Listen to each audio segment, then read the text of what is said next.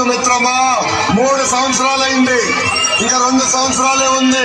మనం ప్రజల్లోకి వెళ్ళాలా, ప్రజల సమస్యలు తీర్చాలా, ప్రజలతో మన అండగా నిలబడాలా.